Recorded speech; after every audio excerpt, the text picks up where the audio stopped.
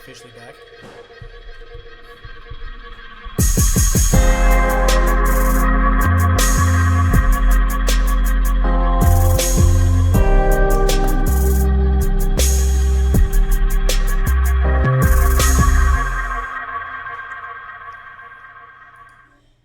Boom, baby. We are back. Oh, getting a fist bump from across the table. Yeah, white as can be, baby.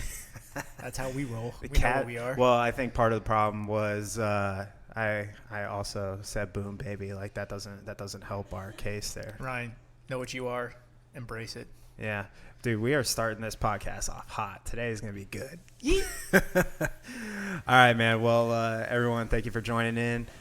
Big card, UFC 241. Ooh, huge. Sean and I were super pumped to start talking about this one.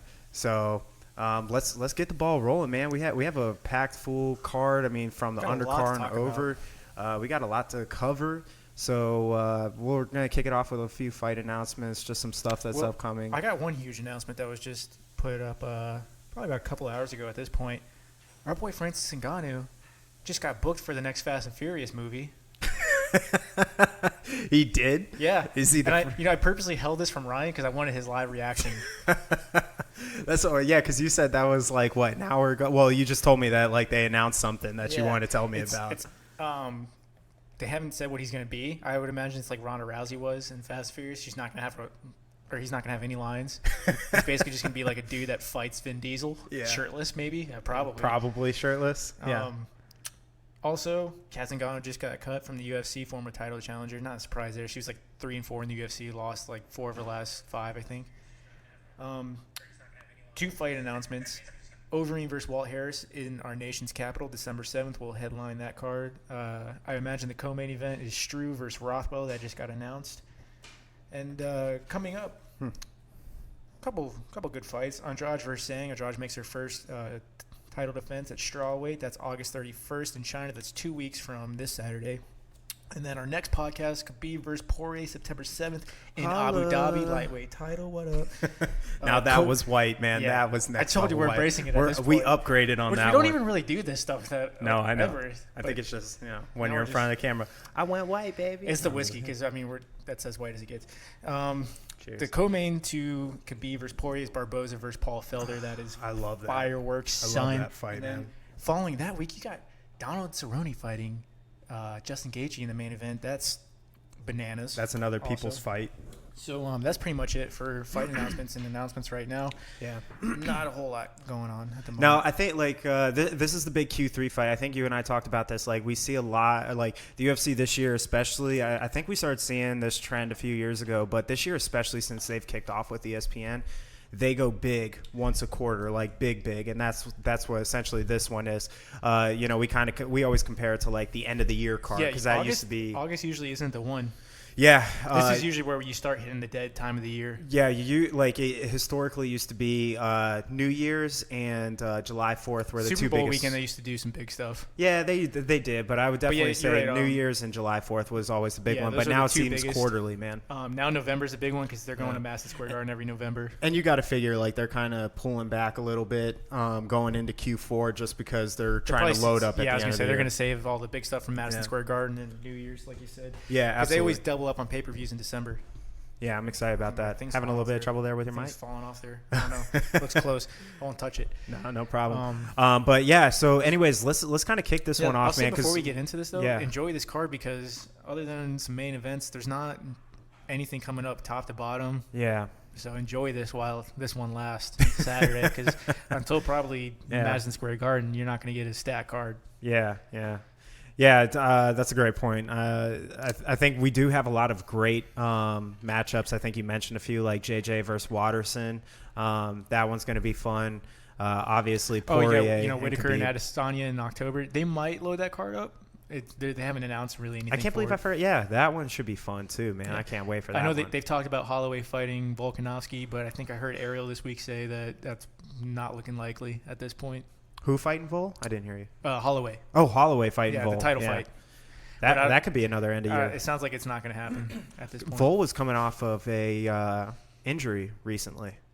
No, he was on weight for the last I know, last but week or he 2 was weeks coming ago. off a injury before Sick. that. He was though. sick. Yeah, or sick. Was he sick? Yeah, I that's know what it it was was. some. When he fought Aldo, he was sick in Brazil. He had to stay for a little bit. Yeah. But yeah, he was fine. He made weight. He was ready to go a couple weeks ago. That's awesome.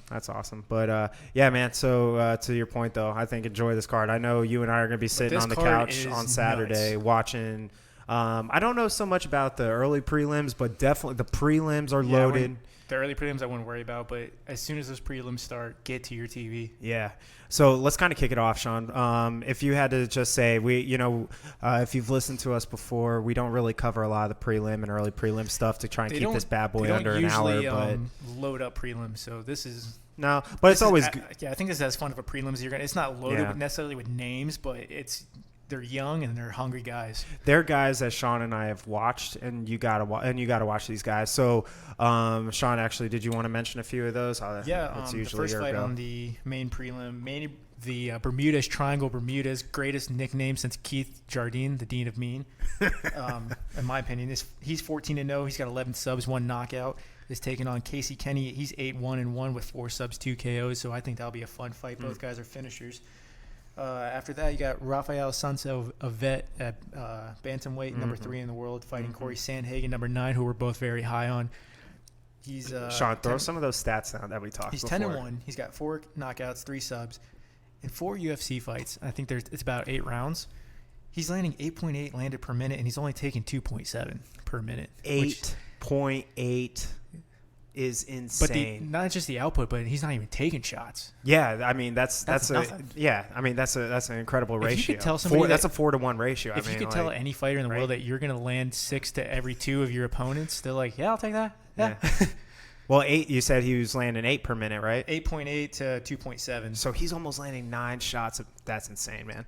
I hope my math was right there. Whatever. But anyways, that's insane. That's got to be like a UFC record, like that high of output, that insane accuracy with that good of defense. And to your point as well. I mean, and he can grapple. Yeah, I mean that's incredible. The guy's so much fun to watch. UFC's high on him for a reason. Yeah, we're both high, and that's why he's fighting Sun Sao is to a Sun. We don't really know what's going on in this feature prelim. We know Devontae Smith's showing up. Yeah, he's 10-1, 9 knockouts, 1 sub, so he's got a 100% finish rate. We love him.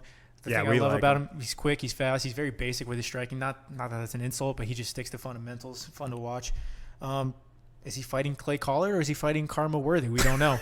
Some name websites like CBS Sports and Sherdog and MMA Fighting, they all have somebody different for him fighting, so we don't really know who he's fighting, but whoever's showing up's getting knocked out most likely. It's typical. We always complain about the UFC website. If you go on there, it says he's fighting Kama Worthy, but if you click on Kama Worthy's name, it goes to Clay Collard, so nobody really knows. Yeah, so that's a nightmare, but either way, Devontae Smith, you got to watch him. He's a good prospect. Second straight feature prelim for him. That's a reason. That's right. There's a reason for that. So yeah. He's definitely about to hit that main card status. Yeah. He's 3 fights, 2 featured main prelims.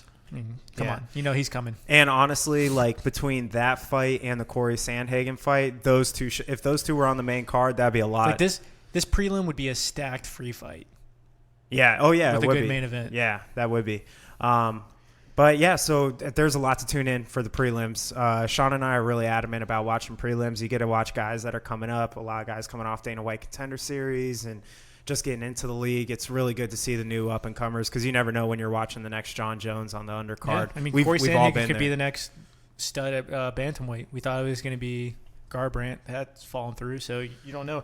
With Dillashaw out, Henry Cejudo probably won't be lasting long being a dual weight champion. He's too small. So I mean, this dude could be the next real thing. Yeah, Mariah should have whooped him, but he just gassed out. He should have crushed him, but that's a whole other thing. So, all right, well, let's kind of kick off the card. I mean, to the point, like as stacked as this is, we have kind of 2 like potentially dragging. We don't know. You never know. Derek Brunson sometimes can come out fighting. Yeah. You never know what you're going to get with Brunson. So we got Brunson versus Ian Heinch fighting. Both these guys are a little bit older, especially for middleweight. I think that they're just trying to find some backups for the middleweight division to have some contenders. Yeah, it's just a veteran fight. Yeah. I mean, Ian Heinch, I see how he's squeezed in I think he's got 14 professional fights overall. He's done that in 4 years. He's only had 1 loss. Yeah. Yeah, and he's done that all in 4 years. Not a high finisher, though, which the UFC doesn't necessarily – they're not high on. That's usually a long path. Yeah, yeah. And unless you talk a lot of shit. well, he's already 31, so this is kind of like his but make or break. the higher weight guys are usually a little older when they make it. Yeah, but I mean, I still think middleweight's one of those very athletic. I mean, you got the you put him Yoel. up, I was gonna say you put up against Yoel Romero, Costa, Adesanya, Whitaker, Gastelum. Yeah. He ain't up there. He Yeah. ain't that level. Yeah, and Yoel Romero's just he's 42, but he's on another level of just athletically. He's on another level Superman. of human being. He's the Cuban Superman. That's for sure, man. He's like number 2 man crush behind The Rock. To be honest. Yeah, for sure, because he's legitimately terrifying. Like he'll rip your soul out. But Ian Heinz is a good wrestler. Derek Brunson, we know. Not that great of a wrestler. He got taken down 8 times in the last fight. Yeah, but he got taken down by a great jiu-jitsu fighter. Yeah, but wrestling usually dominates jiu-jitsu in the takedowns. Yeah, it's true. He's a strong wrestler, but that's what I was going to say is Derek Brunson's, he's a former collegiate Division II wrestler.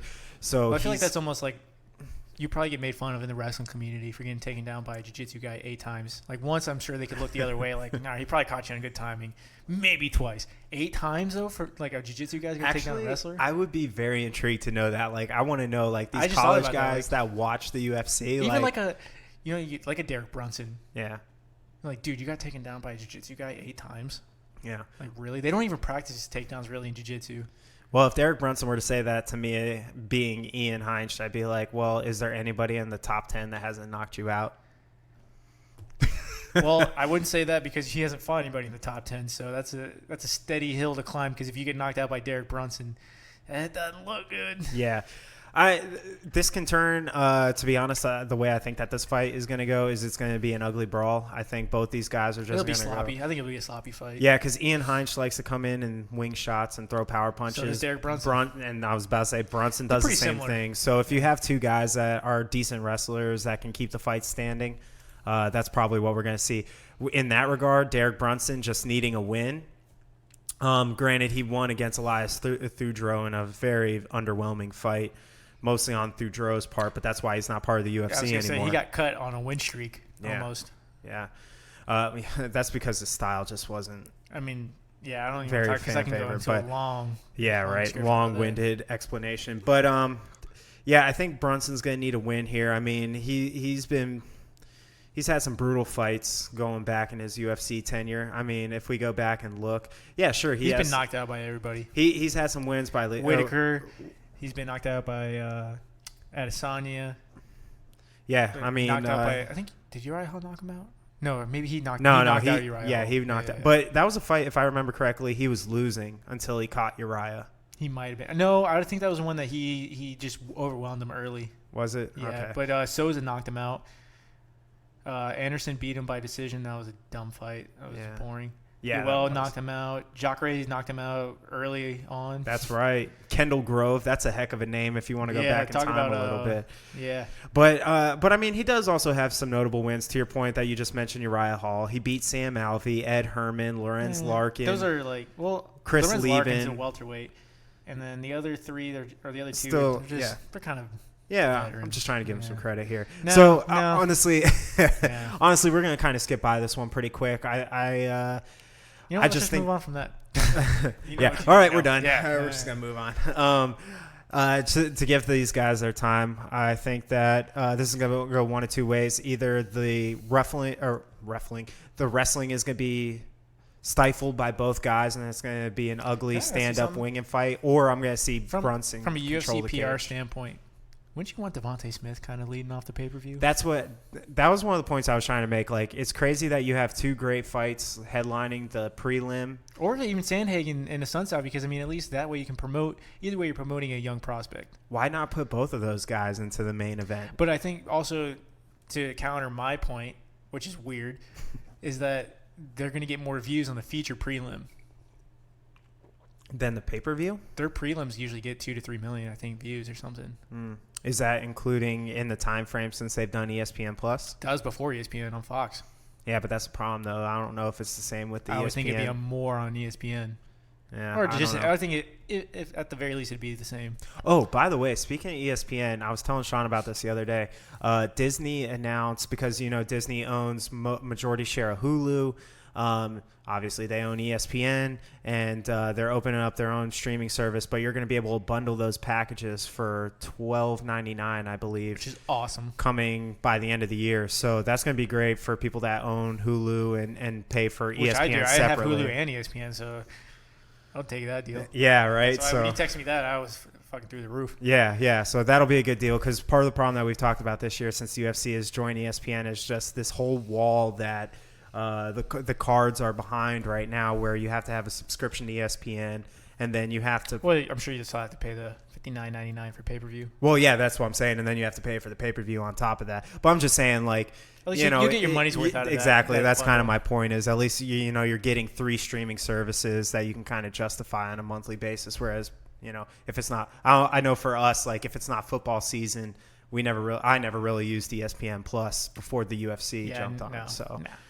But anyways, yeah. So for me, I think this is going to go one of 2 ways. Either Brunson's going to wrestle him, get him up against a cage, and try and stifle his punching and his power punches, his wings, or it's going to be both guys are standing in the middle and they're just throwing a bunch of ugly shots. Yeah, I think this is a good one where you go get some snacks. Maybe you make a beer run real quick or something. Yeah. I picked Brunson. Yeah, decision. I'd take the vet in this one. Yeah. He kind of, to me, this is the kind of fight he wins. It's against an up-and-comer guy. This is not like the guy's young. And this isn't an Adesanya or yeah, Whitaker exactly. that he fought when they were up-and-coming. And what were the odds for this one? I know we have it on our ticker, but I haven't looked into it yet. This was plus 140 for Brunson. He's the underdog to Ian Hinch minus 160, so it's close. Yeah, that's Vegas close. is looking at it the same way we are, like, eh. Yeah, Sean and I kind of went through this. I think this whole, just to kind of go back to how the whole card is really good. Obviously, we just came off of the fight that we're least excited for, but the rest of the card is obviously great, and the Vegas odds kind of reflect that as well. So, which I think is exciting. But all right, man, let's move on to the next one. I don't have my round Gabriel bell Benitez today, taking on 9-1 Sodiq Youssef. Not an exciting one either. Or overly exciting. I mean, Youssef's a prospect. Yeah, Youssef's definitely a prospect. He's part of that Nigerian connection that they talk about all the time. Yeah, that they've been bursting through the scene so far. Yeah, who was that? Usman, I think, talking about that. Like all these Nigerian fighters coming through. They got that Nigerian connection in the background. Who's the guy who knocked out Nico Price back in I always forget that guy's name. Zach Al-Hassan. Oh, that's right. Yeah, that's right. yeah, that monster of a human being. I don't even know when was the last time he's fought. I don't know if that was his last fight. It's been a year now. Nico Price was his last fight. Was it? Yeah. He must be injured or something. For some context, the guy's 11-0 with 11 first-round knockouts. Or he 11? He might have one loss, but he's got like 11 knockouts. Yeah. Or he's won. I think he has one loss that was a decision. He's won every fight by knockout. That's in first round. Yeah. He's a monster. And he's a black belt in judo, so he can grapple too. Yeah, he's a monster. So not much to talk about in this fight. I mean, Youssef. There's much film on him. I think he's got some knockouts. I think he's got 4 or 5. He does. One of the things that kind of got me was when I was listening to some of the pre-show stuff, they were really talking about his knockout power, and he does. He hits really hard, especially at the 145. So this is a featherweight matchup. But I mean, I wasn't overly impressed. I don't see him doing that one punch knockout. I see he grapples, he grabs onto his opponents a lot. He's very stiff in his stand up. He'll look to feed into that right hand. So he's a very typical power puncher, throws a lot of overhand rights. The one good thing that I think he does is he presses up against the cage, which I think helps his strength because he looks like a very thick 145 dude. Oh, sure. He's strong. He's strong at he 145. Looks cut. So he'll press his opponents up against the cage, kind of do that dirty boxing. He has the potential. It's just he's too young. He's 25 right now. I think he still has a lot of development in front of him. I think it's a good fight for him at this point. Yeah, absolutely. And I mean, Benitez is a good. He's fought some good fights. Yeah, the guy's been inconsistent. He's been in the UFC, I think, since 2014, if I remember correctly. But he's sat out years at a time and stuff. He's got great grappling, so that'll be a nice test too. He's fighting out in Mexico. He's got that Mexicano in him. Yeah, for sure. He's come to fight. And he's still relatively young. I think he's only 31 maybe. And he's pretty tall for the division. Both guys are 5'8", so that's always good. But yeah, and then Benitez actually has some notable wins too. Jason Knight, Sam Sicilia. And again, it says something when you've been in the UFC for an extended amount of time. He's been back all the way back to 2014. No, you're fine. I think this is kind of the role that the UFC is putting on Benitez at this point, is fighting the young guys. They put them up against Jason Knight. He won that fight. Got Jason Knight out of there. Yeah. And now he's going to fight Youssef, who they're very high on for a pretty good reason. I mean, he's 9-1. Yeah. I don't think he's been overly challenged. No, he had a great Dana White Contender Series fight against a great boxer. Which has produced great talent so far. Oh, man. I love that so much better than the Ultimate Fighter show. Yesterday, 4 of the 5 fighters just got signed. So, again, they're just signing people left and right. Honestly, it doesn't even matter. Some of the guys that lose, a lot of the guys that even lose, as long as they show up well and they show that they're a good prospect, I mean, they still sign those guys, too. They at least got their eye on them. Yeah, which is awesome. I think that's a great opportunity for young fighters. Because the message has been sent in that series early on that come to finish, and chances are you're going to get a contract. So people are coming to fight. Yeah. I've watched it a few weeks. I always wish I watched more. I always forget. Yeah. Because it's on a Tuesday night. It's on a Tuesday night. It's kind of weird. But whenever I remember to watch it, dude, it's always fun fights. Yeah. So it's always fun to watch. Because what else you got to do on a Tuesday night? Well, that's kind of like one of the things that the UFC Fight Pass has that's great if you're a striking fan like we are. The UFC has a ton of different like events to watch, but they have Muay Thai, to your point. Glory Kickboxing, which is fantastic it's to like the watch. number 1 kickboxing organization, I think, right? Yeah, that or K1. Is K1 still around? I think that they made a comeback, because they closed down, but I think they all were the trying to big ones reopen. I think but all the they're big probably names are in Glory, though. Yeah, they probably are at this point. But the K1 tournaments used to be the big one. But yeah, I mean, they have that. But the only thing about the Muay Thai fights is since it's in Thailand, they're usually live at like 9 o'clock in the morning on a Wednesday. Yeah. So that's the only thing that sucks. But they have grappling. Yeah, they have grappling tournaments that they Eddie air Bravo on there Invitational, too. which Eddie Bravo is doing striking submission now. Is he really? It's open hand strikes, I think, or something, or maybe I might have to ground watch strikes, that. dude. I don't know if he's still doing. He was doing that for one of his big tournaments. Yeah, that's interesting. Groundbreaking, which I mean, it makes it real. Yeah, because I mean, everybody says like, who was it that said a punch? I know. I always tell you this. I can't remember who says this. Like the quote was, everybody's a black belt until they get punched in the face. Then they're a brown belt, and then you punch them in the face again. Then they're a blue belt or something. Yeah. Something like that. I don't know how the belt system works. I don't know what. It was some fighter. I forgot who that was, but I love that quote. That's so funny. I believe it was a wrestler that said that. Oh, I'm sure it was. No doubt. But anyways, yeah, going back to this fight. Gabriel Benitez had a big knockout in his last one. He had a big 40 slam. Seconds over. That guy just fought too. He just fought in Uruguay last weekend. Benede? Yeah. Benede. That's you're right. Humberto, right? Humberto Benede. Yeah, Humberto. I love that name. Humberto. Had a big slam against him too, man. He got caught in a deep armbar and picked him up and slammed him and then knocked him out 40 seconds into the fight. That's some freaking rampage pride. Like I said, man, he got that Mexicano in him. Yeah, so that'll be exciting. Tijuana, dude. That tells you something. He's come from the hood, son. Yeah. So why don't we kind of get into this? Let's get into the real shit. Well, let's talk about that. Who do you choose, or who are you looking at? Because I know you watched a few fights. So you're going to go with Youssef in that one. Yeah, I mean, I am this too. Is a prospect type fight. I am too. I kind of feel like he's Benitez doesn't stand out anywhere.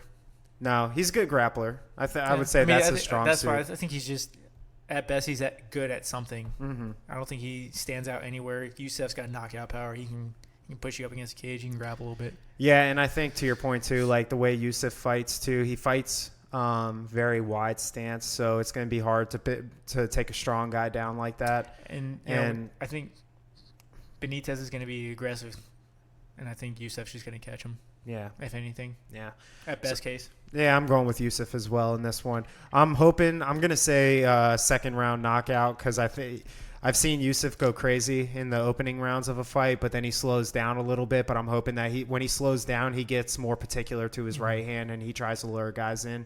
He also has some great leg kicks and calf kicks as well on that back leg, that right leg kick. So look for that as well. That could be a defining moment for him as well. Calf kicks are brutal. Yeah, you see a lot of guys doing that now. So I'm a little afraid to do calf kicks, man. Like, because if a guy turns his shin in, you go shin to shin on like a straight up. I don't see many guys check those though. That's the thing. Because I think it's a newer kick.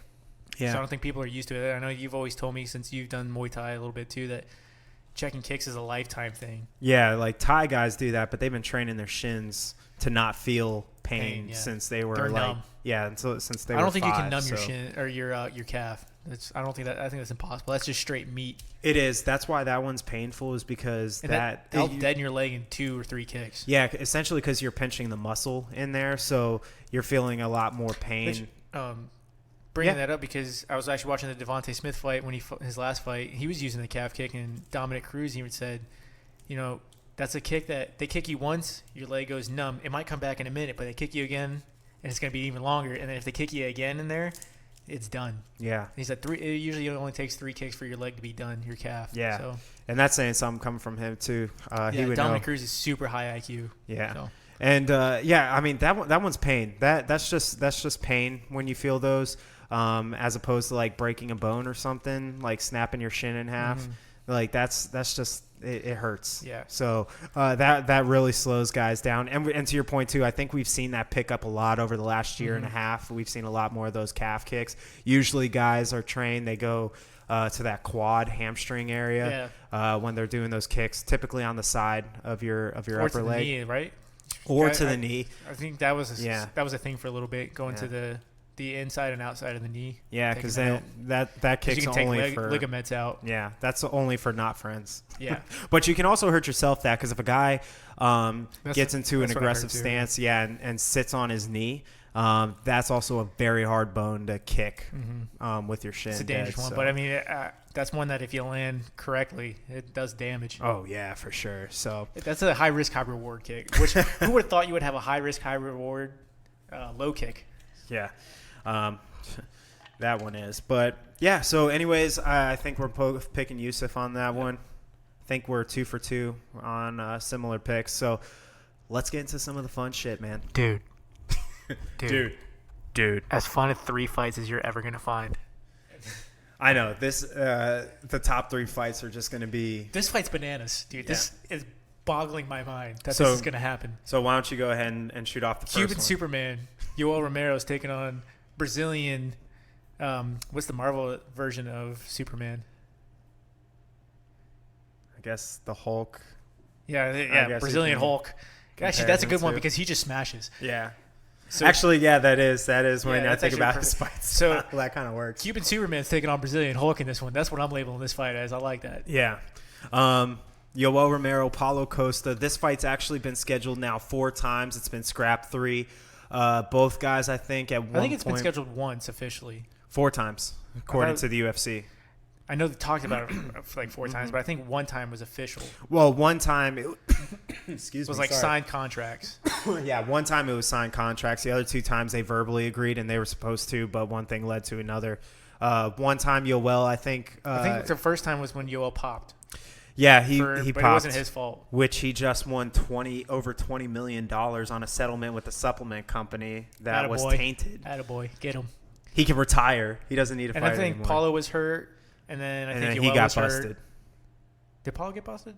Yeah, that's what they said. Well, okay, so they didn't officially announce it. Yeah, they didn't announce it because you know that the drug administration is trying to not proactively say that stuff until they know what the results are. But everybody said that's what it was. But then I think they found out it was just like a tainted supplement or a bad specimen or something like that, and he was fine after that. I don't know why. Oh, never mind. You can't even see that on camera, so I'm not even gonna show you the motion. Stop drinking off of me, dude. I don't know what that fucking motion was. But dude, this fight is so much fun. I think the first time to also label this as Cuban Superman versus Brazilian Hulk. This is an all body match. That's what I was just about to say. I remember the all body matchup. Yeah. You mentioned Joe Rogan named this. I gotta give credit. Yeah, I gotta give credit to Rogan because the first time this fight was talked about, he was like, "Dude, this is like hide your girlfriend, hide your wives because you'll never get them back after they watch this one." Yeah, they're gonna look at those 2 guys, and look at you, and they go, "Why am I with this fucking asshole? Why can't you look like that? Yeah, why can't you look like that guy?" The only thing I will say, I'm not going to accuse anybody of anything, especially because these guys aren't popped. You got to give credit to where guys are have their due. The one thing I will say about Paulo Costa, though, is he really transformed his body. If you've seen his body, when he started early on. I think 2 of these guys, to that point, are 2 of the more tested guys I think that have come out. Oh, I'm sure now. I think I'm sure now. Not long ago they released a list of the most tested fighters. Yoel was definitely in like top 10. Mm-hmm. I think Paulo Costa was tested quite a bit too. Yeah, because Yoel Romero is 42, and he has the body like a 22-year-old wishes they had. Like the guy's Dude, like I could never get that body. But like he's an Olympic level athlete. He's been wrestling since he was a kid. We gotta look for all of you out there that need to hear this. There is no such thing as physical equality. And Yoel Romero proves that. At 42 years old, he's in better shape than I have ever and ever will be in my life. Yeah, that guy's insane. All right, we should probably stop drooling over two men that we're going to watch fight half naked and really kind of get back into the style matchup here. This one's going to be interesting, I think. I think this favors Yoel pretty well, honestly, watching Paulo fight. I don't know if you got the same thing. Yeah, what? I'll ask you first. Like, what's your assessment of Paulo's style? The one thing I'll say about Yoel, early on in Yoel's UFC career, he kind of gassed himself out early in fights, right? You know, you always saw it. That got him in trouble with Tim Kennedy, which led to Stoolgate. And Stoolgate, yeah, love that. Look it up if you don't know. I'm not going to go into it because it's a long explanation. But Yoel recently has learned what he is, right? He's an explosive fighter. He can't do it often, so he picks his shots, and when he picks them, he lands. Mm-hmm. And the thing about Paulo, he carries a lot of muscle, but he fights high paced. Mm-hmm. And I'm not trying to accuse him of anything, but the two fights that I've seen him in trouble, a groin or an eye poke came in. Like a groin shot or an eye poke just happened to find its way in there where he got some rest, and he came out on fire after those and ended up winning those fights. Mm-hmm. But the thing is, Yoel can take a shot, and I think if Paulo leaves himself open, which he will because he's aggressive, Yoel's got more power. Just from what I've seen guys take shots from Paulo, even though he does hit hard as shit. Mm-hmm. But I haven't seen anybody take a bomb from Yoel and live to tell another story. Like, even Whitaker got knocked into fucking next week. You know, he survived him barely. But he was pretty candid about not wanting to fight, like not eager to fight him again because it was just like hitting a rock, he said. Yeah, well, why do it? He won twice. He doesn't need to do it again. I don't blame him. Yeah. But even though that second one's arguable, but we won't get into that. Yeah. But yeah, like I think Yoel's he's gonna be defensive. He's gonna rope a dope a little bit. I think he's gonna pick his moments. They're gonna be there because Costa, he wings his shots. I just see him landing a big shot. Yeah. I think you and I are kind of on the same. And to say that Costa's very hittable too. Very hittable. Yeah. So that's I'm glad you said that because that kind of goes into what I was going to say. I agree with you. I think at a high level, the only thing is I'll say I've seen Costa gas. He gasses, and when he gets tired, I mean, he's straight muscle, and that never favors to cardio. Hands drop, and he gets slow and lumbering. And the thing is, even when he's explosive in the initial rounds, throwing punches, one, they're winging, they're not too technical, and the other thing too is he doesn't cut angles, so he stands right in front of you, which is not going to be a good thing, especially since I saw him when I was watching him fight Hendricks. He did cut some angles. Not really anything crazy, but against Yoel, I mean, they're not going to be enough. Yeah. He explodes. Yoel used to be a bit bouncier on his feet, but I think because he's 42 now, he doesn't have that same cardio ability. It's like I said, I think he's starting to understand what he is. Yeah, we saw that in the last time he fought Whitaker, where he had this weird style where he literally just stood up in front of you, and he protected his face, and then he counterpunched. But it worked for him. Like a lot of people thought he won that fight. I mean, just very arguable for him. Yeah, both fights I think were very arguable. Either way. I think the first one Whitaker took it, but I don't think there's much argument for Yoel because he gassed out. Well, I think because I think that's what he learned in that fight was that he can't go 5 rounds of high-paced action like he did. Mm-hmm. And then the second fight, he learned all I have to do is explode and hurt him. And he might have had 2 10-8 rounds in that fight. Yeah. But yeah, back to this fight. I mean, I think the thing with Yoel, he has obviously the big right hand, but he knows how to cut angles. He's good at counter punching. Yoel's a southpaw. Yes. And when I saw Hendricks landed a lot of bombs on Costa from the southpaw position, which I like for Yoel. That's a good point too. I didn't even think about that. Hendricks is smaller. He's only had a 69-inch reach. Mm-hmm. Yoel's bigger than that, and he's faster and he's stronger. Yeah. And he can wrestle his fucking ass off. Yeah. Which is funny, Olympic caliber wrestler, but he just uses his wrestling abilities to keep this bad boy standing. So, Yeah, I honestly favor this for Yoel. I mean, I think that this is going to be a firework show for everybody. I think there's going to be a lot of punches. I mean, unless Costa comes in here trying to like feel him out. I think Costa kind of pressures him early. Do Maybe you think tries so? to get him, yeah, Press him. Try to get Yoel to use energy early and gas him out because I think Yoel will gas out before Paulo. I'm not sure because I don't know. I've seen Paulo. I was gonna say because I've seen Paulo gas out like pretty quickly. This is only a 3-round fight, you say so that, but I don't know. I thought he looked pretty well for the pace that he fought Uriah Hall at Yeah. and how much he was getting hit. I thought he still looked pretty good for, a jack dude like he is. yeah. And a guy who just throws everything 100%. Yeah. Well, hey, there's only one way to tell what their cardio is going to look like one up against we'll each find other, out. and we're going to find out this Saturday. I still think Yoel has the style to beat him. Oh yeah, 100%. I mean, if you look at Yoel's 13-3. 2 of his losses came from Whitaker. One's arguable. Yeah, one's arguable. Who's the other loss to? It's not in the UFC. Oh, Rafael Cavalcante. Cavalcante. Oh. Yeah. So that's a notable loss. Like that's not a bad. Like that dude was tearing it up outside of the UFC. Yeah. Before I think he came in for a little while. But anyway, so Paulo Costa's number 7 right now. Yoel's still number 2, of course, just kind of sitting there hoping. I'm sure that Israel wins. If Izzy wins and Yoel wins, that fight's happening. Oh yeah, for 100%. Which that would There'll be be a great some fight shit too. talked in that fight. Mm-hmm. There's some bad blood in this fight man. because Costa's been calling out Romero ever since the first time they've been talking about this. He's been calling him out. Romero's kind of been dismissing him. I think because Costa's been at the bottom of the rankings, and it doesn't do anything for Romero really. Yeah. But now at this point, everybody's like, all right, we want to see this fight, and there's really not much else for Romero, so now he took it. Yeah. And I think that this, if we kind of look at some of the strikes for the stand-up as well, this kind of goes hand in hand with what we were talking about. So landed per minute, Paulo Costa has actually a really high percentage. He has a high output, man. He's aggressive. Yeah, he has 8.83. I think we said that was unheard of with Corey Sandhagen. The only problem here is, though, that he also absorbs to the point that we made, too, 5.79, so almost 6 punches a minute. So, and the thing that I do like that Costa does is he works head and body a lot. Like, he mixes it up very well, head to body, which you don't see a lot from power punchers because they're usually just chin hunting. But he does work body very well. Yeah. Which could work in his favor. I think that would be the one thing that helps him win this fight if he does. Yeah. The problem is he backs up straight. He doesn't back up and take angles. So yeah, because I think people don't press him much.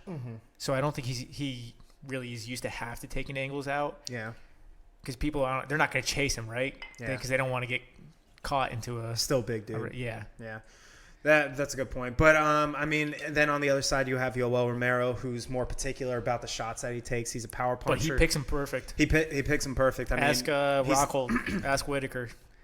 He makes him count at this point in his career. 3.28 landed per minute. But here's where the difference is. When you look at absorbed per minute, he's only at 2.7, which is great. Because he uses like this kind of weird guard that I've never seen. Like he kind of holds his arms like this. Yeah. So he only can see through it. Like he can't really hit his chin. Exposed to the body, which I don't know if that'll work against Costa. We'll find out. Yeah. And then his defense is a lot higher. His defensive percentage is at 63%. And a lot of people aren't going to like rip off long combos on Romero either because the longer you stay inside, the more chance you have of getting fucking knocked out. Yeah. And just in case if you're wondering if Paulo Costa is going to come in and do any takedowns, he has 0 takedowns in his UFC No, he's career. he comes to hunt for your head. Yeah, so he wants your cranium. So what do you think is going to happen, Sean? Let's sum this bad boy I think up. Romero knocks him out. I think second round. Second round? I like that too. I think Romero just kind of rope-a-dopes a little bit. I think he hits him with some good shots in the first round. Doesn't expend much energy. Maybe he wrestles a little bit. Test Costa on the ground. Maybe. I don't know if he'll do that. He doesn't really use a lot of his wrestling, even though he's Olympic caliber. He's probably the best wrestler in the UFC. But I think in the end, I think Costa will use too much energy trying to knock him out. I think Romero will take the shots, and I think he'll land that counter and feed it back to him. Yeah. Because I've seen Costa get hit a lot. I mean, did you watch him fight Uriah Hall? Oh yeah. Actually, I think you and I watched that. That was on one of the cards. That was one of the. It was a big card. Actually, it was when Cormier fought Miocic. Was it really? Yeah, that's when it was. No shit. Yeah, I just looked it up. Oh. I just think Romero's gonna he's He's gonna find that opening. It's gonna be there. Yeah. I'm gonna one up that, man. I not only do I think Romero's gonna win by knockout, but I'm gonna kind of call the shot that he's gonna start with the combo to finish him, or he's gonna finish him with. I like him from the southpaw, and I would look for a flying knee in this fight. Yeah, oh yeah, you'll probably see it because he's had some success with that. Because Costa's a boxer, and boxers, they're gonna duck their heads, try to roll a lot too, to try to avoid counters, and I think he might duck his head into a flying knee. So this is what I think is going to happen. Yoel Romero likes taking, to your point, he's southpaw. He likes taking this big open step on the outside of his opponents, and then he comes across with this left hand. So it's kind of like this misleading front side move. Like he's going to almost kick with his power leg, but he's going to come with a front hook. and he closes the distance like instantly because he takes this huge shit. Yeah, that's his thing. Like especially early on in his career, he was explosive. So I'm going to even one up it, say not only is he going to knock him out, he's going to either start the combo to knock him out, or he's going to knock him out with that move. With the hook? No, it's just a straight left. But it's the way he closes the distance and the way he takes the angle that throws opponents off. It's very awkward. Yeah, it's very awkward because it's misleading. It looks like a front hand hook or something like that, or maybe even a front leg kick, step or something. Lean almost? No, it's like he comes in at that. He takes like a hard pivot, a hard angle in to cut off your front side. And especially fighting a right down the middle. Yeah. So he's going to take that. It's going to be a little awkward. He's going to catch Costa that way because Costa doesn't keep his hands up very often, and that's he doesn't move his head off the center line. No, he doesn't. Yeah, that was something that we used to talk about a lot. That's one thing we saw in the Uriah Hall fight. He had a hard time dealing with speed. Yeah, Uriah Hall looked good in that fight, if I remember correctly, up until Costa finished him. Like I said, you know what led to Uriah Hall's downfall? Costa he was getting tagged up. He hit him in the nuts twice. And then the second time after he hit him, he came out firing and knocked him out. And he did the same thing against Hendricks. Hendricks started having success against him. I poked him. And when they came off the break, just stormed him. Yeah. I'm not accusing him, but it's suspicious. I'm not, but yeah. Honestly, that does make a big difference. I mean, we saw it. John Jones did it to Alexander Gustafsson in their last fight. We've seen that historically. We've seen that, when guys get tired, they may knowing that they'll at worst get a warning. They might find themselves in a break. Yeah. So, all right, man. So we both got the picks on that one. Do you have the odds in front of you for that one? This is a really close one. This is, I think, the closest of the night. Romero's a -155 to Costa 135. Yeah. So actually, I'm sorry. This is the next two fights are closer than this. Oh, wow. That's crazy because that's close odds right there. But, yeah, so Vegas kind of agrees with us and thinks that, that Romero's going to take this one. So, awesome, man. I'm excited. I know a lot of people are excited for this fight. This is a big one here. So, on to the next, man. So, this is a co-main event. I think this is a fun one. This is the people's fight right here. Like, I know you and I are excited for Yoel Romero and Paulo Costa, but I don't know both of these fights are the people's fight. I mean, I don't think you'll be disappointed either fight. Your people outside, like casual fans, are very aware. This is what I'll say. The Yoel or Costa fight, that's going to be one that you're looking for the big knockout. I think this one you're looking for 3 rounds of just bloody war. Yeah, this one's going to be. I think they both have something to offer. Yeah, this one's going to be a ton of fun, man. High Nate Diaz and Anthony Pettis. High level striking. Yeah. And this is the thing at 170 too, which is weird. I love it. No weight cut. Yeah. I love it. We're starting to see that trend a little bit more, and I think you're going to start seeing it even more and more. Mm-hmm. The thing I love for Pettis about this fight, doesn't have to worry about a crazy striker. Nate Diaz isn't fast. He's long. He's not overly accurate. He just throws a lot of volume. Mm-hmm. He doesn't have to worry about takedowns, which means Pettis can throw whatever the fuck he wants. Yeah, so you're looking for something crazy. Like you're looking for that tornado kick. You're looking for Pettis that. Always has this crazy shit in his back pocket. Yeah. Spinning kicks. Cartwheel kicks. Off the fence, everything. Showtime kicks. He lives up to his moniker. He is exciting, man. Yeah. And Showtime. Recently, since he's started having these exciting fights, starting to Holloway, he said, I'm not going to worry about takedowns because my jiu-jitsu is awesome. I'm just going to go out there and fucking fight. Yeah. And I think he's going to amp it up even more this one. He's going to be ready to fight. This is a great matchup all around. If this goes to the ground, you're going to see high-level grappling. Nate Diaz is great on top.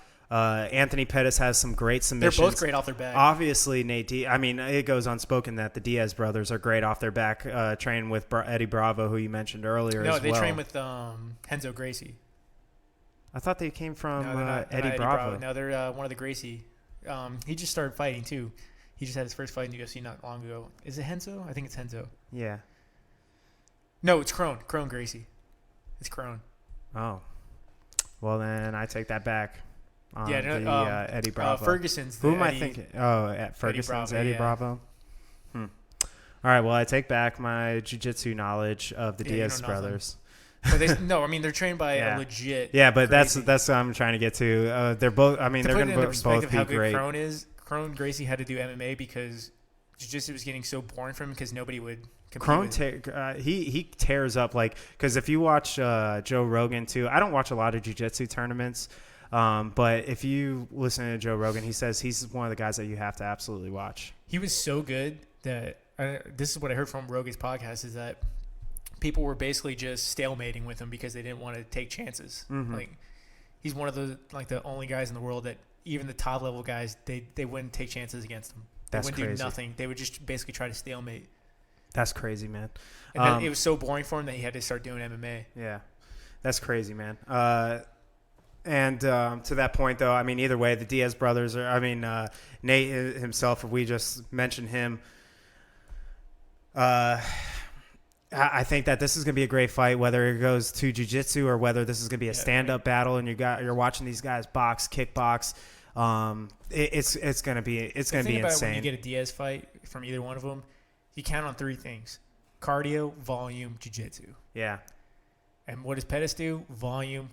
He doesn't necessarily do cardio, but he does volume, jiu-jitsu, and just crazy ass shit. So it really lines up for a great fight. Yeah, if anything, the only concern I see here is if I'm going back, and I just go back to one fight because Showtime's fought for a long time in the UFC, so is Nate. So it's like you have to watch these guys develop, and you can't think about who they used to be, but who they are right now. Mm-hmm. The one concern I have is when he was fighting Wonder Boy, he took a lot of shots. Leading up to him knocking out. He looked a little slow and lumbering. I don't know if he was trying to figure him out or something, but he took a lot of punches. I think, to counter your thing, is with Wonder Boy, he's a very hard puzzle to figure out, right? Especially if you're smaller than him. If you're smaller than him, you're at a huge disadvantage because of his movement. Yeah. And I think Pettis' game plan for that was hands up, walk him down, kick the legs, just chop it. I think he went very Muay Thai against Wonder Boy. And it ended up working because Wonder Boy's movement was a little staggered by the time he knocked him out. Yeah. And I think he went into that fight knowing that he was going to have to eat a lot of shots because Wonder Boy's super accurate, super stealthy, use a lot of movement. That can be worrisome against a guy like Diaz who just can throw so many punches in a match. Yeah, but I think, he's not as technically sound. He doesn't use movement like Wonder Boy. Yeah. He's not as big. No, but he's a volume puncher, though. He is a volume puncher. He can but throw. When volume punchers open themselves for counters. Because he doesn't move like a Max Holloway or a Wonder Boy. That he gets in and out. Yeah, he's basically just going to sit in the pocket. He's going to be willing to trade with you. Yeah. I mean, the other thing too, though, is Nate can take a punch. We've seen that. He absolutely can. We've seen that time and time again. He can take a punch, and that's kind of that's really the only concern I see for Anthony Pettis, and I'll get into that in a second. Why I think that, but. That's my only concern is, when I go back and look at the Wonder Boy fight, and, I mean, you do make a good point that, right, Stephen Thompson's tough for anybody to kind of figure out that stand-up. There's no easy fight against Wonder Boy. Yeah. There's no easy style because he can wrestle, too. Yeah.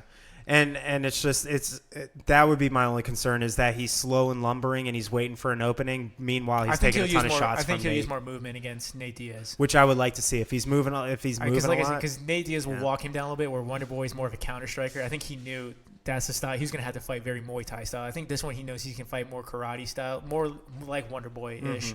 He can use the fancy kicks. He can set up things. Especially since Nate stands up very tall, too. Yeah. He doesn't Nate, the one thing against Nate is you can kick the fuck out of his lead leg. Yeah. He stands very awkward. His boxing style is awkward. And he stands heavy on his front leg. Yeah, he does.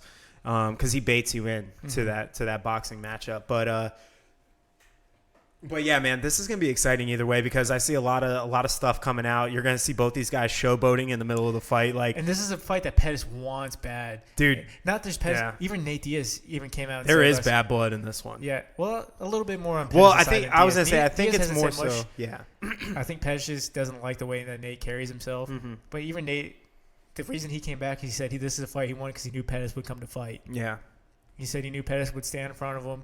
He's going to trade shots. He's going to be there to hit. He ain't going to try to hump his leg. Weren't these guys matched up for a grappling event too? But Maybe. That never came to fruition. It might have been. I feel like they were set up for Pettis, one of those. did a grappling match with Masvidal. Yeah, I know. That was awesome. No, they were set up because I remember that one. That was big setup. But I feel like these guys were meant to get together in a like I said, honestly, like this is one of the few matchups too that I'd be excited if this went to the ground just because there's a lot of potential down there. Yeah, wherever this fight goes, it's going to be fun, dude. They're high-level grappling on the mat. We're going to see some high-level stand-up. Honestly, if this were to happen in the best light possible, we're going to see stand-up in the first round, some great grappling in the second, finish off with both in the third.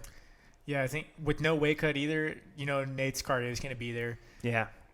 Pettis, not as good of cardio, but he's got a pretty decent cardio. He can go 3 rounds. Mm-hmm. He can go hard 3 rounds. He's done 5 Even round in the fights Ferguson before. fight, he was fine. Yeah. He just broke his hand. Yeah. Which is hard to believe that if he can go toe-to-toe with Ferguson, like the way he did. I mean, he was having a lot of success in that fight. Yeah, like why couldn't he do that against Diaz? That's what I'm saying. Those guys are on 2 different levels. I like this because Pettis is an elite striker. Mm-hmm.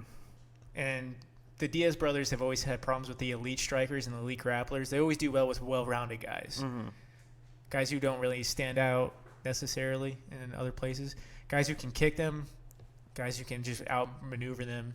That's the guys they have problems with, and I think Pettis has a game plan for him. And here's the other thing, too, is Nate Diaz hasn't had a lot of success at 170. Nope. I know his biggest win came at 170. I know people are always clamoring for him for some reason to have a title shot, but if you remember, he's also 19-11. I mean, he's fun to watch. I love watching both the brothers fight, but I mean, come on. They're going to give you your money's worth. Nick is the more superior fighter. Nate's just fun to watch. But Anthony Pettis is actually, I mean, he wins this fight. He's he's right in that 170 mix for a title shot. Honestly, if he wins this fight, I'd like to see him fight Masvidal.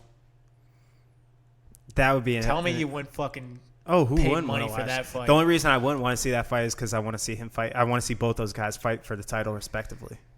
You do, but Colby's getting the next shot, so yeah. I think Masvidal's going to fight Leon Edwards anyway, but if I was Pettis and if I win this fight and I get on the mic, I'm calling out Masvidal. Why not, dude? Yeah, I mean, hey, you might as well. He's next in line after Colby. Yeah, I agree with you. That punches your ticket. Masvidal's a hot ticket right now. Like, Conor McGregor even wants to fight Masvidal. Does he really? Yeah, because Dana White said Masvidal's too big for him. And he said, oh, really? Nah, that's a whole other thing. I don't even want to talk about Conor McGregor. That's a lot of conversation. That's a whole other podcast. Both these guys have fought just about anybody, though. They both fought whoever matters. Yeah, Pettis, just going back a couple years, Stephen Thompson, Tony Ferguson, Michael Chiesa, Dustin Poirier, Jim Miller, Max Holloway, Charles Oliveira, Edson Barboza, Eddie Alvarez, Rafael Dos Anjos. Then we go over that, and that, mind you, that's just Anthony Pettis in just the last few years. Nate Diaz, the other factor I think that's going to go against him is obviously he sat out for a while. I mean, it's been 2 years. I don't think that matters too much for him because even when he fought McGregor, I know he had fought in like December before he fought him, but he was out for a year or two before that. I mean, he had both. The thing about him is he does triathlon, so he stays in shape. Yeah, he does. And he's fought enough fights and he trains enough. Yeah. Even if you go back to look at Nate Diaz, Conor McGregor twice in a row, Michael Johnson, Rafael Dos Anjos, Gray Maynard, Josh Thompson, Benson Henderson. I mean, these guys both fought Donald Cerrone. Both these dudes are just insane. I mean, their track record of who's who of who they fought at lightweight, this is like especially. A perfect fight for both of them at their point in their career. Yeah. It's going to make them money, and it's a fun fight for both of them. Stylistically, it matches up well for both, and it's good for everyone at this point. Yeah. So what's your verdict, man? What do you think's going to happen on Saturday? I think Pettis' movement and leg kicks win him the fight. Leg kicks and movement win him the fight. I think he fights him similar to how Condit fought Nick Diaz. He uses movement. He fights a little bit going backwards. I think he does entice the brawls a little bit more than Condit did. but I think he's just too elite of a striker. I think he finds the counters. Yeah, I agree. I don't think Nate Diaz. I've seen him also like when because he's known for taking these long layoffs, and he looks rusty when he comes back. His boxing. The thing about Nate though is he talks so much shit during the fight that he entices. No, he does. He does. But I don't think Anthony Pettis has so much experience. I think they're both gonna have fun with this. Both these guys are gonna have fun. As much as we say there's bad blood in this, which it's mostly on Pettis' side, has been talking shit. Yeah. I think they're going to have fun in there. I think they love it. Oh, 100%. But to your point, I think Pettis is going to win this one. I think he's, without the weight cut and all that stuff, he's riding high right now. I think he takes it too. Mm-hmm. He's going to take this one. So, dude, we're 4 for 4 on agreeing. This is weird. Think. Yeah, I don't like it. We don't usually do this, but you better not be picking my next pick. This might actually the main event might be the only place that we might disagree. I don't know who you're picking. I'll let you know who I'm picking. That tells me that I think we're disagreeing. Yeah. See, so this is you good. You seem pretty confident. I'll get into that. So let's talk about it. Daniel Cormier, Stipe Miocic 2, heavyweight title on the line. There's a few underlying tones here. Does Cormier retire after this fight? Nope. He just came out and said he wants Jones at heavyweight. Jones isn't going to fight him at heavyweight, though. I think he will. Jones's ego will make him fight at heavyweight. I don't know if he will. This is what I'll say about this fight. Go ahead. Shoot. I was picking Cormier in the first fight. I'm just going to come out with it. I'm picking him in the second fight. Mm-hmm. I think Stipe Miocic to Cormier is what Cormier is to John Jones. I think that's how he's looking at it. I think he's looking at this is his chance to kind of do what John Jones did to him to do to somebody else. Mm-hmm. And I think that means something to him. Yeah. And I've picked him the first time because I felt I liked his boxing going into that fight, which ended up prevailing. He's generally a slower starter because he takes time to kind of figure guys out, their speed, their movement a little bit. They kind of he's even come out and said he wants to test somebody's power a little bit. So I think he's going to get off to another slow start.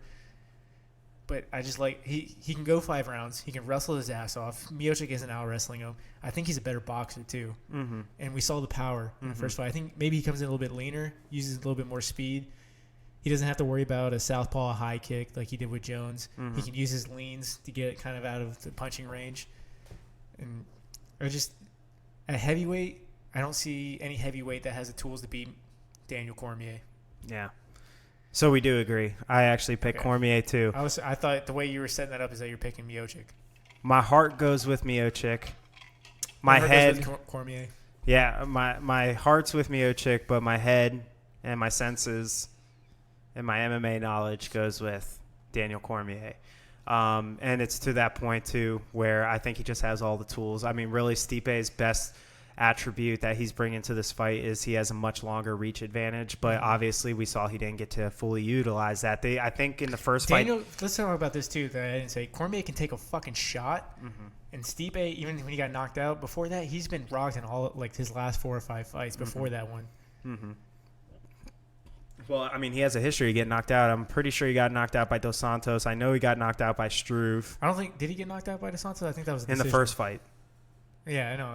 I thought that was a decision. It might have been. But I know that Struve knocked him dead. Yeah, Struve knocked him the fuck out. Not the best loss to have. I mean, Struve knocked a few guys out back in the day before he kind of fell off. But I mean, again, you have a lot of pro fights between both these guys. 18-3 and 22-2 or something like that. I think this is the best heavyweight matchup that has ever been in the UFC. Oh yeah, 100%. I mean, wasn't Stipe like one of the longest reigning heavyweight reigning heavyweight champ? I think the only better matchup that you could get is Cormier versus Cain Velasquez in his prime, which would never happen anyway. Obviously, Cain's out of his prime, but they're also teammates, so that would never happen.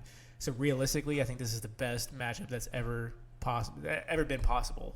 Okay, you're right. Junior Dos Santos, he did lose by decision in the first one. That was a great fight, though. Yeah, that was back when Junior Dos Santos was knocking everybody out at heavyweight, so that tells you something. So he's only lost by knockout once then, and that twice. Was to Daniel. Oh, twice, yeah, sorry, and Struve. I even mentioned that earlier. But, all right, so let me ask you this then off the top of your head. 3 keys to victory for Daniel Cormier. Close distance. Use your volume. I think eventually he'll start using his movement. He'll make a miss. And I think just don't rush. Pick your shots. Because I think Stipe sounds motivated. I think he's going to come hungry. And I think he's going to be aggressive. Like he was in the first fight. He was aggressive. Yeah. 3 keys to victory for Stipe. For Stipe, I don't know. Let's see. 3 keys. Do you have 3 keys to victory for him? Stay long. I don't know if that's possible for him. He has a huge reach advantage. He doesn't seem to use reach. But he needed to figure that out. He's had plenty of time between the first and the first fight and this fight. Avoid the clinch. That's for sure. Yeah, avoid the clinch and don't fall for the wrestling feints.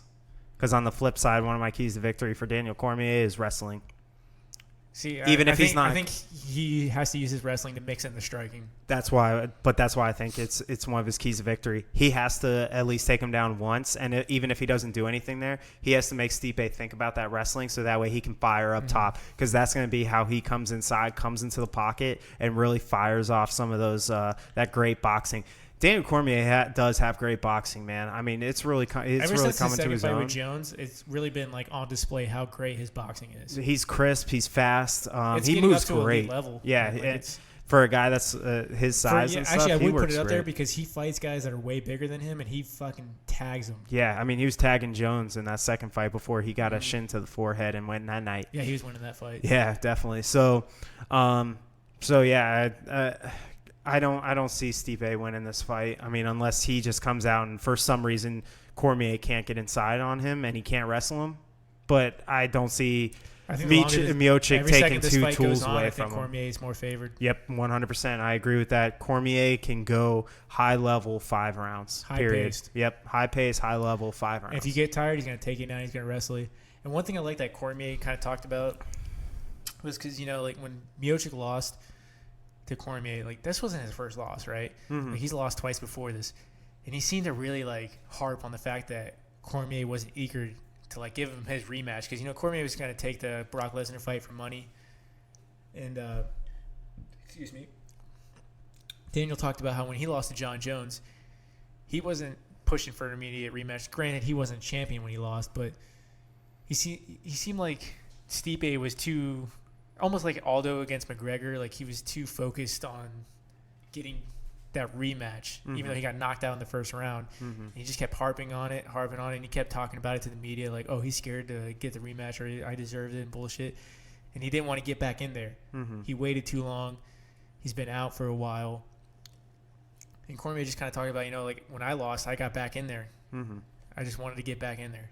Yeah, I will say he's too focused on the negatives. I do like Stipe, but that's one I've been disappointed with how he handled the loss to that point because that's kind of the point I was trying to make, like how he handled it. Yeah, he didn't handle it well. Because at the end of the day, you lost. It doesn't matter if you think that doesn't happen. That only happens once out of 10 times, but it happened to you, and you need to get back on the boat. You need to win. Because I mean, for him on the flip side, like. Look at some of the guys that he's fought against. Does he really want to turn around right again and fight him? Like when he beat him definitively, does he want to fight, Francis Ngannou after he out-wrestled him for 5 rounds? Blades. I mean, Blades was up there.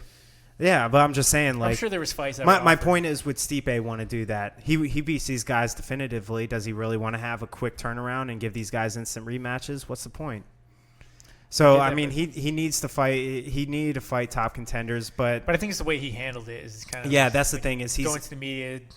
He's pouted. Yeah, he trashed Cormier and this and that. And yeah, I think Cormier took that personally. Like, dude, come on, like. Yeah, I'm not the biggest Cormier fan. I know you're not either. I'll tell you what, super cheesy. He's won me over the last couple of years. I'm still not a big fan. I know you're not, but just gonna hear his story a little bit. His fights have been more exciting. He's been a little bit more ever since Anderson Silva. He's been a little bit more after it. Yeah, he gets a little corny in his pre-fight build-up. Yeah, he admits that. I mean, he's admitted that, so I can look past it. But I'm a Cormier fan at this point. Yeah, I hope the best for him. I'm not. I'm gonna be candid. I'm not a big fan of him. I love him. He's had opportunities to shine and look good and put on fights for fans. He hasn't done it. So, not his biggest fan. I don't like the way he's handled some of the stuff. I think ever since he's become a broadcaster, I think is what's won me over. If you remember, for the fans out there, the reason that this fight's happening is because the Brock Lesnar fight couldn't happen. Because that was the one that they were trying to set up. Oh, I didn't want to see that fight. I didn't want to see it, but I understood it from Cormier's perspective. I don't care. Honestly, at the end of the day, I don't give a fuck about that shit. I'm so tired of hearing about these guys. I mean, trust me, I get it. I sympathize with them that they're trying to make some money, but I don't give a fuck. I don't want to see Brock Lesnar so undeserving of a heavyweight title shot that if he were to win it by accident, I would be so beside myself pissed. I couldn't even tell you, man. So, not a big fan. That's my 2 cents on that. We'll finally disagree on something. Not even though we're 5 for 5 on the main card for who we pick for fights, but we'll disagree on who we like. But yeah, man. What's the odds on this one? Let's close this bad boy out. This was, I think, Cormier was a favorite by 135, and Miocic was a plus 115. Yeah, that's right. Yeah, I just and saw it's it the come same around. for the last fight. Pettis was the favorite. Yeah. For 135, Nate Diaz plus 115. Cool. I know I have him on my ticker on the screen, so I look over at it, but I'm like, I'll let you read it out. So either way, man, fantastic card. This is in California, right? Anaheim. In Anaheim. So this should be a fun fight, man. Super excited. Again, I think you made a great point at the beginning of the show. Like tune in, watch this one because we don't know. Yeah, because we don't know when we're gonna get another big card. I mean, obviously the end of the year, but I mean, some of these cards may be fun, but they're just not. It's very unknown. Yeah, a lot of unknown fighters too. So we're not saying not tune in. You should probably watch of course it if you got not. time. Yeah, if it ends up being boring, you always turn it off. Yeah, of course. So, so thank you, everybody, for tuning in. Any other closing notes, man? Anything else that you want to kind of add here at the end? No, I think we pretty much went over everything. Yeah, we covered it. It's going to be a fun fight. Thanks for tuning in. If anybody's still watching us live on any of our sites at this point, it's 10 o'clock on a Wednesday. But or if you're downloading, if you want to catch our show, you only caught the end of it. We'll have it up on iTunes and Spotify and all that stuff for podcast downloads. Also on YouTube if you want to watch the video. You want to see mine and Sean's ugly mugs on the screen for some reason. We're on YouTube. You can find us all of our channels, social media and otherwise at the Casuals MMA. You can look for our nice orange fist logo with the gray, the Casuals MMA across it. Otherwise, guys, thank you for tuning in. And hopefully we'll see you on Sunday for the post-fight show. Yep. All right, signing out. Thanks, everyone. Have